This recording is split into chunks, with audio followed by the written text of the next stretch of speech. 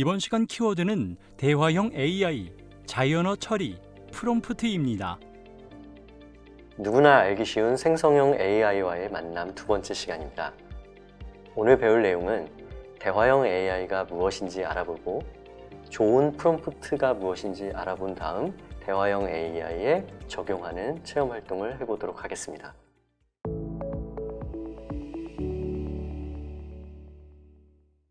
먼저 대화형 AI에 대해서 알아보도록 하겠습니다.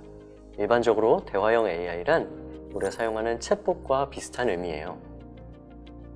자연어 처리라는 기술과 딥러닝을 활용해서 사람과 대화를 할 수 있는 인공지능 시스템을 말합니다.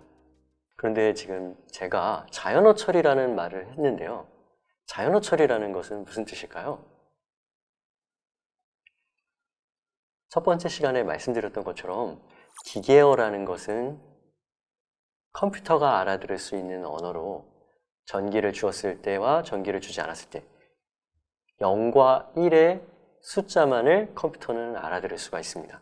일상적으로 사용하는 말들을 자연어라고 하고요. 우리가 기계에게 명령을 내릴 때는 처음에는 기계어를 사용했어요. 0과 0, 1을 조합해서 코드를 작성하고 컴퓨터에게 명령을 내렸죠. 근데 이 방법들이 매우 어려워서 기계어와 자연어 중간에 나온 것이 바로 프로그래밍 언어예요. 스크래치나 파이썬, C 언어 등등을 프로그래밍 언어라고 말합니다. 이러한 프로그래밍 언어는 우리가 기계가 좀 잘 알아들을 수 있으면서 사람들도 이게 무슨 의미인지 좀 유추할 수 있는 그런 내용으로 되어 있죠. 그래서 우리가 컴퓨터에게 명령을 내릴 때는 이제 기계어로 직접 하거나 프로그래밍 언어로 컴퓨터에게 동작을 지시하는 이런 방법들을 사용했었습니다. 한마디로 기계는 자연어 그 자체는 알아듣지 못했던 것이죠. 오늘날에는 우리가 자연어, 일상생활에서 사용하는 말을 인공지능이 알아듣게 되어 있습니다. 이게 바로 대화형 AI고요. 그렇게 되는 이유는 바로 자연어 처리하는 기술이 대화형 AI 속에 들어있기 때문이죠. 이것을 좀 더 자세히 살펴보면 자연어 처리라는 것은 우리가 사용하는 자연어, 일상생활에서 쓰는 말을 기계가 이해하는 거예요. 이해를 해야 우리랑 이제 대화를 나눌 수 있겠죠. 그 다음에 또 뭘 하냐면 자연어를 생성해 주기도 해요. 그러니까 우리가 뭔가 질문을 했을 때 그것을 알아듣고 이 친구가 적절한 말을 만들어내야 우리와 대화를 할 수가 있잖아요. 그래서 이해를 하는 것과 생성을 하는 이런 두 가지 딥러닝 기술들이 들어가 있다고 생각을 해주시면 되겠습니다. 그래서 지금 만화에서 보는 것처럼 친구가 음악이라고 말을 했지만 자연어 처리 머신러닝이 작동을 하면서 기계에게 음악이라는 그런 내용을 지시하고 있다라는 것들을 이제 번역해서 알려주는 거죠, 기계어로. 그랬더니 이 친구가 이제 이렇게 동작하는 거죠, 음악을 재생하는 방식으로. 이런 방식으로 대화형 AI는 우리가 하는 말을 이해하는 것입니다. 그런데 예전에도 챗봇 형태는 많이 있었는데 오늘날 사용하는 챗 GPT나 구글 바드 그리고 빙챗 같은 대화형 AI가 엄청나게 성능이 좋아졌어요, 최근에. 이 이유는 무엇일까요? 네, 바로 두 가지 이유가 있는데요. 첫 번째는 거대 언어 모델, LLM이라고 부르죠. 거대 언어 모델과 어텐션이라는 딥러닝 모델 때문이라고 말씀드릴 수 있을 것 같아요. 머신러닝은 자동으로 무언가를 해내는 게 아니라 반드시 데이터를 학습해야 된다고 말씀을 드렸었죠. 바로 우리가 사용하는 언어가 가장 많이 쓰이는 곳은 어디일까요? 어디서 우리 말에 대한 데이터를 가장 많이 찾을 수 있을까요? 생각해 보세요. 네, 바로 인터넷이죠.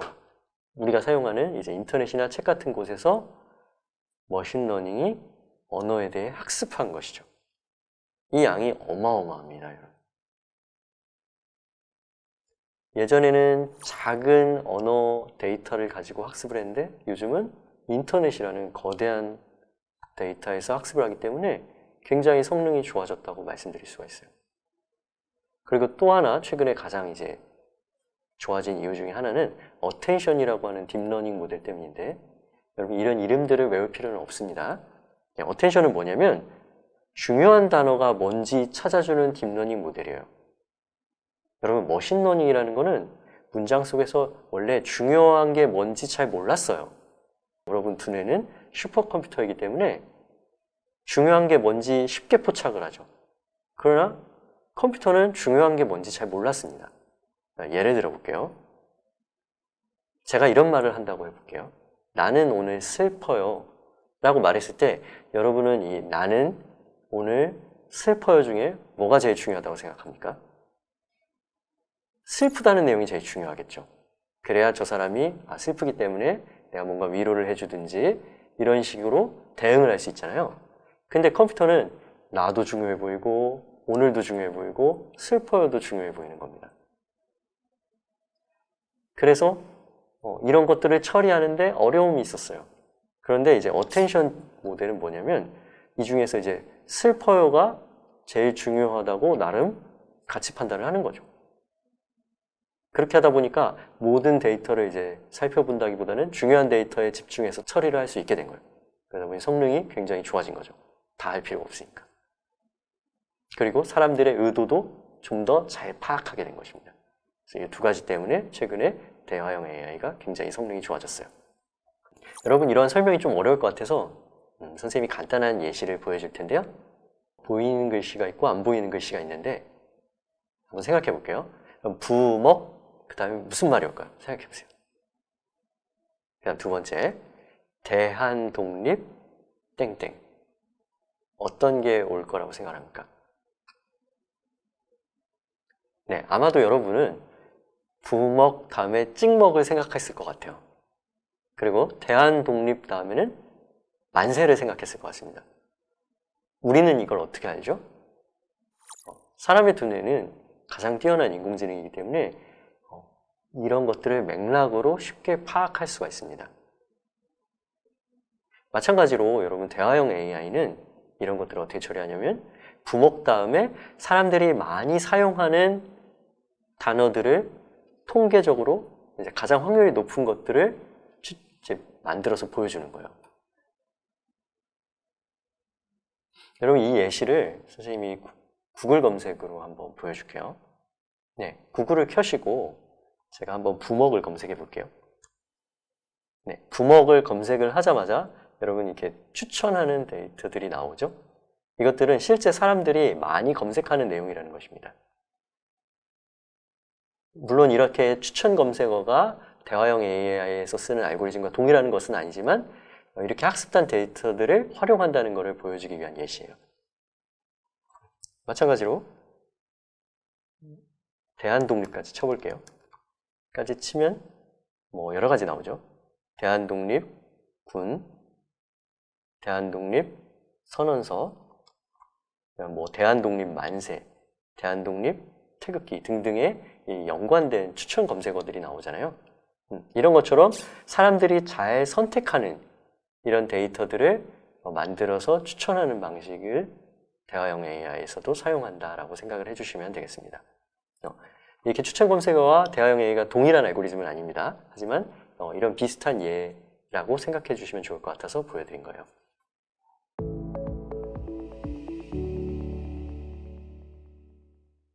그러면 이제 우리가 생성형 AI에게 명령을 내려야 되는데 이렇게 명령어를 주는 것을 프롬프트라고 합니다. 프롬프트라는 것은 생성형 AI에게 어떤 행동을 해야 하는지 자연어, 즉 우리가 평소에 쓰는 말로 설명하여 원하는 결과물을 출력할 수 있도록 하는 입력 데이터라고 생각을 해주시면 되겠습니다. 그래서 여러분들이 이제 앞으로 배울 이미지를 만든다든가 영상을 만들 때도 이 프롬프트가 가장 중요해요.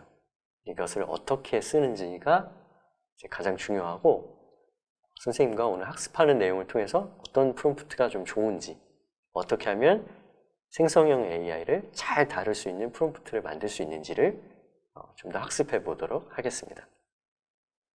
선생님이 GPT에게 좋은 프롬프트는 뭐냐라고 질문을 해봤어요.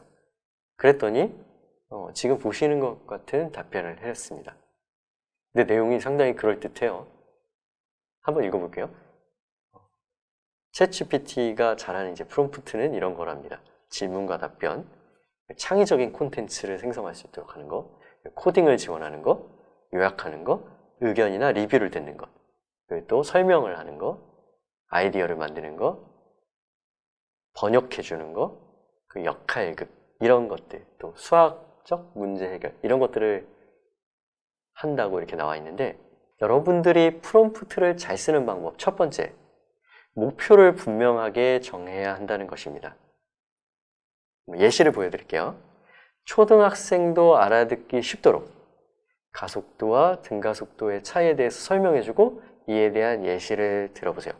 아주 분명하게 목표를 제시하고 있죠. 등가속도와 가속도에 대해서 얘기를 해주는데 예시도 들어줘야 되고 초등학생이 이해하기 쉽도록 이야기해야 한다는 것입니다. 네, 지금 설명한 내용을 실제로 GPT에서 어떻게 작동하는지 실습을 해보도록 하겠습니다. 인터넷 창을 열어주시고요. GPT라고 검색을 해주시면 될 것 같아요.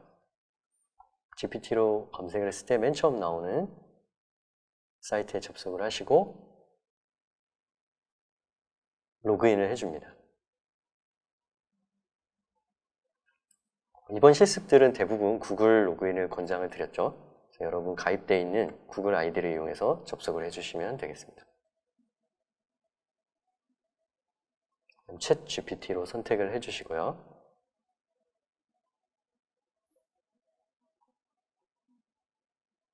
네, 여기에 입력하는 이 샌더 메시지라고 보이는 이 창이 바로 프롬프트를 입력하는 창이고요. 여기에 분명하게 목표를 챗 GPT에 전달하는 예시를 한번 적어보도록 하겠습니다. 등가속도와 가속도에 대해 설명해 달라고 했습니다.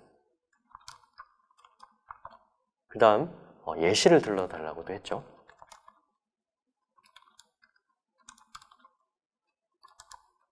그 다음에 초등학생도 이해할 수 있을 정도로 쉽게 해달라고 했습니다. 여러분도 같이 한번 해볼게요.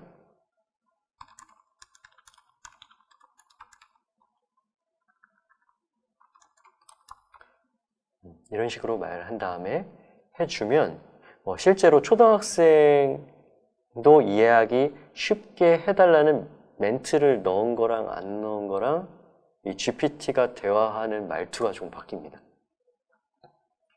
네, 그러면 이렇게 쭉쭉 생성을 하는 것이죠. 아까 자연어 처리가 이루어진다고 말씀을 드렸는데 제가 한 문장에 대해서 자연어를 이해한 거고 그거에 맞게 자연어를 생성을 한 것이죠. 보시면 챗GPT 같은 경우에 이렇게 두 가지로 구별을 했죠. 제 질문이 두 가지였기 때문에 가속도와 등가속도 했을 때 이렇게 두 가지 1번, 2번 분류해서 답변을 하는 것을 확인할 수가 있습니다. 보시면 초등학생이 이해하기 쉽도록 이라는 단서를 주었기 때문에 단서를 주고 예를 들어라는 표현을 썼죠.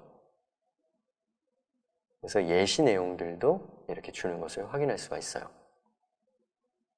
여러분들이 챗 GPT를 사용하실 때 가장 좋은 요령 중에 하나는 집요하게 질문을 던져주셔야 된다는 겁니다. 상세하게 계속 요청을 하면 할수록 좋은 답변들을 받으실 가능성이 높아요. 처음에는 이 친구가 잘 못하더라도 여러분이 잘못된 부분들을 어떻게 교정해달라고 알려주는 방식으로 좋은 답변을 점차 만들어갈 수가 있습니다. 그래서 프롬프트는 매우 중요한 부분이고 두 번째 강조점에 대해서 다시 한번 살펴보도록 하겠습니다. 두 번째 프롬프트에서 활용할 수 있는 팁은 바로 할 것과 하지 말아야 할 것을 명시해 주는 것입니다. 그러니까 이건 해야 되고 이건 하지 말라고 알려주면 챗 GPT가 그거에 맞게 잘 해줍니다. 프롬프트 예시는 이걸 보여드릴게요. 저녁에 부모님과 가볍게 외식을 하려고 합니다. 이렇게만 만약에 검색을 한다면 이 GPT가 외식에 관한 종류들을 막 여러 가지 굉장히 많이 보여줄 거예요. 그런데 제가 여기다 단서를 주는 거예요. 두 분 다 채식주의자예요. 이 얘기는 이제 채식만 하라고 제가 제안을 해준 거죠. 육식은 안 되는 거죠. 그 다음에 가볍게 식사하시는 편이고 또 이걸 설명할 때 좋은 음식을 추천하고 항목마다 글머리표를 달아주세요 라고 했습니다. 이 글머리표를 안 써도 요즘은 잘 달아주는 편이긴 한데 여러분 가독성 잘 읽히게 하려면 이렇게 글머리표를 달아달라 이런 단서를 주면 조금 더 읽기가 쉽게 이렇게 GPT가 제안을 합니다. 그리고 또 추가 단서를 주었는데 일식과 중식은 제외해달라고 했습니다. 이렇게 하면 과연 잘할까요? 네, 한번 테스트를 해볼게요. 부모님과 저녁 식사를 한다고 했고요. 부모님은 채식주의자라고 했습니다. 그리고 가벼운 식사를 좋아하셔. 그리고 일식과 중식은 제외했죠.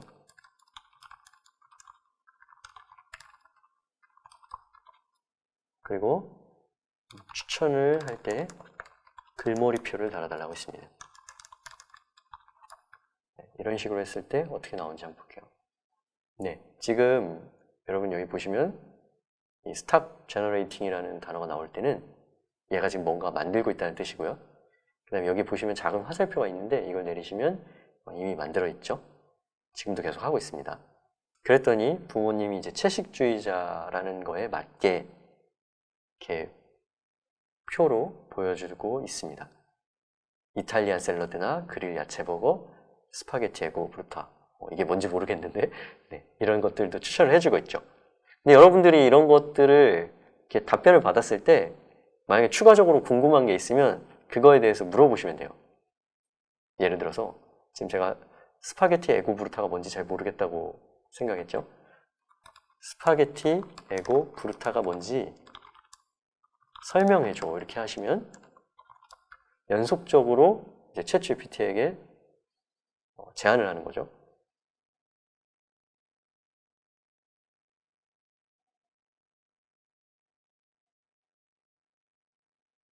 네, 그러면 이제 에고 브루타라는 음식이 이제 맛있는 마늘향, 간단한 재료, 빠른 조리 이런 특징들이 있다라고 알려주고 있습니다. 여러분 근데 재밌는 것은 이 생성형 AI라는 거는 머신러닝 기반이라고 말씀드렸고 머신러닝이라는 거는 이제 통계적인 모델이기 때문에 우리가 질문을 어떤 걸 던졌을 때 똑같은 답변을 받기는 참 어려워요. 그것들을 좀 명심해 주셔야 돼요. 그래서 질문을 할 때마다 약간씩 답변이 달라질 수 있습니다. 그래서 여러분이 일관적인 답변을 기대하는 것은 조금 어려워요. 그래서 제가 이걸 똑같은 내용을 검색하더라도 나중에 보면 이 친구가 좀 다르게 답변할 수 있습니다. 이것들 좀 참고해 주세요. 이번에는 챗GPT한테 예시를 들어주는 방법인데요. 예시를 들어줄 때 에세이를 만들어봐 혹은 코드를 만들어봐 목록으로 뽑아줘 설명해줘 의견을 들려줘 리뷰해줘 요약해줘 역할극으로 해줘 이런 식으로 예시에 대한 내용을 주면 이 친구가 이거에 맞게 굉장히 잘해줘요. 에세이는 여러분 그 교과서에서 수필이라고 배웠죠? 네, 수필을 써달라는 거고요. 코드는 여러분 프로그래밍 언어예요. 목록이라는 것은 이제 분류해서 알려달라는 거고 리뷰 같은 경우는 여러분 뭐 음식을 먹었거나 또 영화를 봤을 때 이제 후기들을 작성할 수 있죠. 그런 것들도 GPT가 해줄 수 있다는 것입니다. 역할극은 역할 대본처럼 만들어주는 것들을 말해요. 이 중에서 한 가지 예시를 어떻게 GPT에서 보여주는지 한번 실습을 해보도록 할게요. 코드로 한번 해보겠습니다. 파이썬에서 별을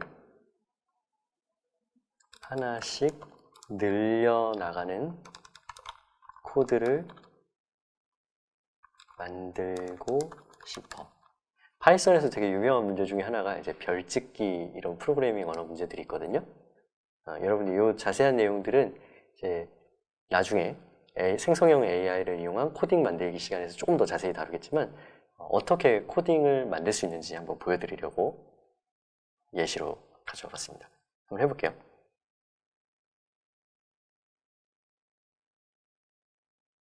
네, 이렇게 했더니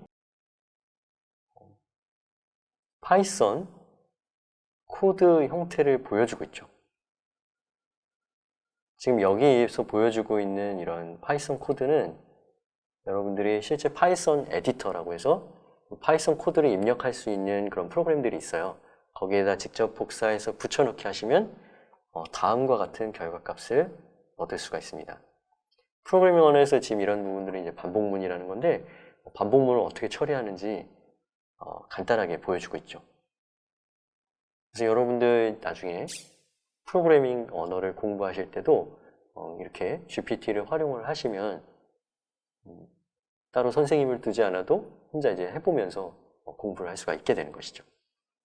그 다음은 프롬프트에서 이제 중요한 팁 중에 하나인데, 역할을 부여하는 것입니다. 역할을 부여할 때는 직업 등을 표현해 주는 것이 좋아요. 예를 들어서 중학생이라고 이제 가정을 하는 거죠. 이거 말고도 뭐 변호사라고 가정해줘, 이런 식으로 명령어를 주고 프롬프트를 작성을 하시면 그거에 맞게 좀 더 전문적인 내용으로 바꿔주기도 합니다. 지금 보여주는 예시는 뭐냐면, 중학생이라고 여러분이 가정을 하고 학생회장 선거에 나가려고 하는데 후보자 연설문을 쓰는 겁니다. 여러분들 이런 경우 있죠? 학생들 앞에서 공약을 해야 되는데 무슨 말을 해야 될지 모르는 거예요. 이럴 때 GPT에게 물어볼 수 있습니다. 그 다음에 이 연설문을 뽑아준 다음에 여러분들이 마음에 들지 않는 것들이 있을 거예요. 그럴 때는 특정 공약은 바꿔달라고 이제 명령을 내리는 겁니다. 이제 특정 내용에 대한 수정 요구하기거든요. 이걸 GPT가 어떻게 처리하는지 한 번만 해볼게요. 나는 중학생이야. 학생회장 선거에 나갈 예정이야. 후보자 연설문을 작성하려고 하는데 도움이 필요하다고 해보겠습니다. 네, 이렇게 하면 GPT가 어떻게 하는지 볼까요? 네, 여러분 지금 답변이 나왔는데 여기서 좀 재밌는 부분들이 있어요. 첫 번째는 제가 연설문을 작성해달라고 했는데 GPT가 연설문을 잘 작성하는 방법에 대해서 말하고 있죠. 이거는 이제 프롬프트가 구체적이지 않았다는 거예요. 그래서 여기서 수정이 필요하고요. 그 다음에 지금 코드 형태로 보여주고 있죠. CSS라는 것은 이제 웹에서 보여주는 이제 표현 방법인데, 이런 것들은 왜 나오냐면 GPT가 앞서 했던 내용들을 좀 기억하고 있어요. 그래서 아까 제가 코드로 만들어 달라고 했던 걸 좀 기억해서 코드로 나름 표현해 본 겁니다. 그래서 이런 것들을 이런 GPT가 실수를 할 수 있기 때문에 여러분들이 이제 추가 메시지를 통해서 교정을 할 수가 있어요. 연설문 쓰는 방법이 아니라 직접 작성해줘라고 좀 분명하게 수정해서 내려볼게요. 그랬더니 이제 이름을 여기다 쓰라고 이제 하고 연설문의 예시들을 보여주고 있죠. 네, 이런 식으로 우리가 뭔가 연설문 같은 아이디어가 떠오르지 않을 때도 GPT의 도움을 받을 수 있는 것입니다. 이런 식으로 여러분 학교 생활할 때 다양한 부분에서 문제를 해결하는데 GPT를 활용해 보시기 바랍니다.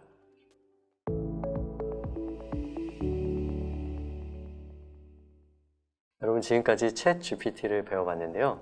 여러분에게 추천하고 싶은 내용은 친구들이 나중에 어른이 됐을 때 갖고 싶은 직업이나 진로에 대해서 검색해 보는 것을 추천합니다. 그래서 이 직업을 갖기 위해서는 어떻게 우리가 노력해야 되는지들을 챗 GPT에게 한번 검색해 보고 물어보면서 우리가 나중에 진로를 어떻게 해야 될지 한번 대화를 나눠보면 좋을 것 같아요.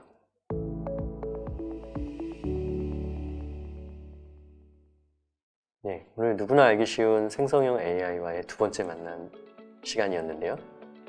오늘 배운 내용을 정리해 보도록 하겠습니다. 대화형 AI라는 것은 자연어 처리 기술과 딥러닝을 이용해서 사람들과 대화를 할 수 있는 인공지능 시스템이라는 것을 기억하시면 좋을 것 같아요. 두 번째는 좋은 프롬프트의 예시를 들어드렸는데, 좋은 프롬프트를 만들기 위해서는 분명한 목표를 제시할 것, 그리고 할 것과 하지 말아야 할 것을 알려주는 것, 그리고 가급적이면 예시를 들어줄 것, 그리고 GPT에게 역할을 부여해줄 것, 혹은 나의 상황을 말해줄 것, 그리고 잘못된 내용들은 수정을 요구하는 것. 이렇게 하시면 좋은 프롬프트를 작성하실 수 있을 것입니다.